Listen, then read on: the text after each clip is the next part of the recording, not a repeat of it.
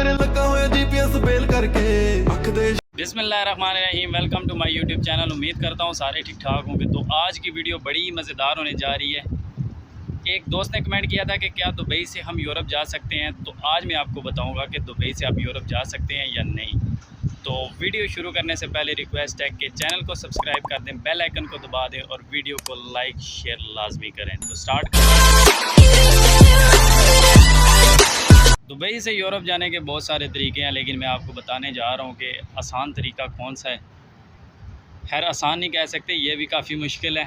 सबसे पहले कुछ लड़के ये समझते हैं, मिसाल के तौर पर जैसे कि मैं दुबई क्लीनर के वीज़े पर आया था, और अक्सर हम जो दोस्त हैं पाकिस्तानी मेरे, हम जो है ना, हमारी जो एजुकेशन है मैट्रिक या FA है, तो ज़्यादातर हम लो कैटेगरी में आते हैं, लो कैटेगरी के वीज़े में आते हैं हम लोग। ज़्यादा पाकिस्तानी जो है ना, या कोई ड्राइवर आ जाएगा, तो इस तरह का हमारा वीज़ा स्टेटस होता है। तो ये जो वीज़ा स्टेटस होता है ना, इस पर यूरोप का वीज़ा लगने के चांसेस बहुत कम होते हैं। तो यहाँ पर बहुत सारे दोस्त जो है ना, एजेंट को पैसे दे देते हैं कि हमारा वीज़ा अप्लाई करो, तो सम टाइम वीज़ा लग भी जाता है। हालांकि मेरा कज़न खुद गया है, यहाँ से माल्टा गया है आज से तकरीबन 1 साल पहले, तो उसका वीज़ा स्टेटस था कार ड्राइवर।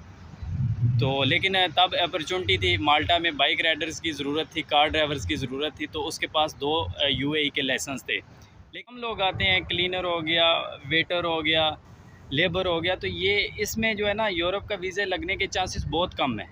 ठीक है, उसका वीज़ा इस वजह से लगा था क्योंकि बाइक राइडर्स की बहुत ज़्यादा रिक्वायरमेंट्स थी उधर, तो उसके पास 2 लाइसेंस थे। खैर, तो अगर आपने दुबई से आगे यूरोप मूव करना है, तो सबसे पहले आपका वीज़ा स्टेटस अच्छा होना चाहिए। वीज़ा स्टेटस आपका अकाउंटेंट हो, सुपरवाइज़र का हो, या और किसी तरह का ऑफिस मैनेजर का, इस तरह का वीज़ा स्टेटस होना चाहिए। और आपकी सैलरी जो है ना, कॉन्ट्रैक्ट में आपकी सैलरी कंपनी मेंशन कर दी है। जैसे कि मैं क्लीनर आया था, तो मेरी सैलरी कितनी मेंशन थी? 600 दिरहम।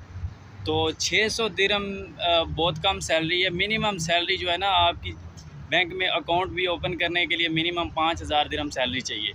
तो आपकी सैलरी अच्छी होनी चाहिए, वीज़ा स्टेटस अच्छा होना। कंपनी हर मंथ WPS के ज़रिए आपकी सैलरी आपके अकाउंट में ट्रांसफ़र करती रहे। तो खैर, अभी आप सोचेंगे कि यार हमें ऑफिस मैनेजर का वीज़ा कौन देगा, अकाउंटेंट का कौन देगा?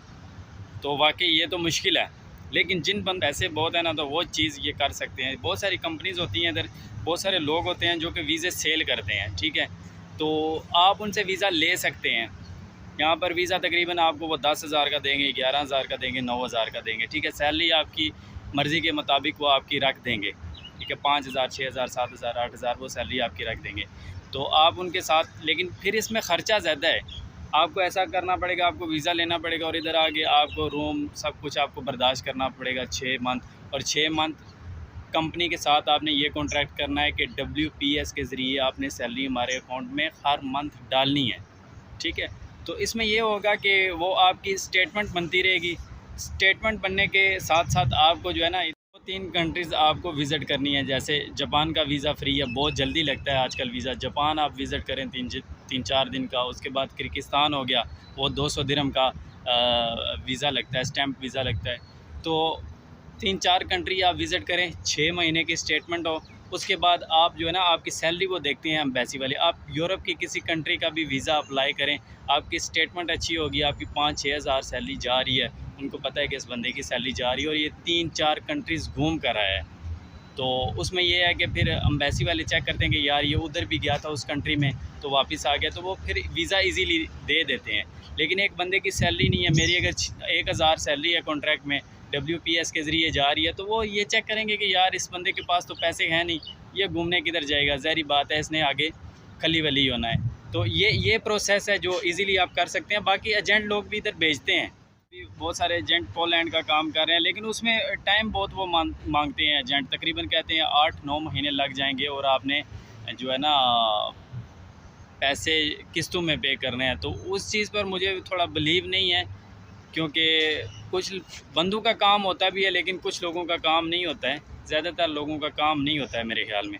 तो ये जो मैंने आपको स्टेटमेंट का तरीका बताया ना, ये सबसे अच्छा तरीका है, लेकिन इसके लिए पैसे बहुत ज़्यादा चाहिए। जो बंदा सही सेटल हो ना, और उसको ये काम सूट करता है। बाकी हम जैसा लो लेवल का जिसने घर भी चलाना है, तो उसके लिए वो तो सोचे भी ना।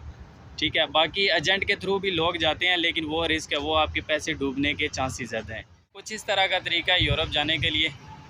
तो बाकी ये है कि बहुत सारे दोस्तों को मैंने व्हाट्सएप नंबर दिया हुआ है, और अगर आपको भी मेरा व्हाट्सएप नंबर चाहिए तो आप कमेंट कर दें, मैं आपको पूरी डिटेल दे दूँगा।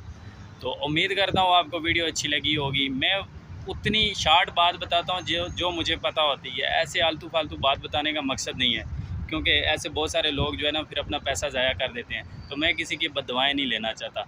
इस वजह से मैं थोड़ी और शार्ट बात बताता हूँ जो कि 100% होती है। तो उम्मीद करता हूँ आपको वीडियो अच्छी लगी होगी।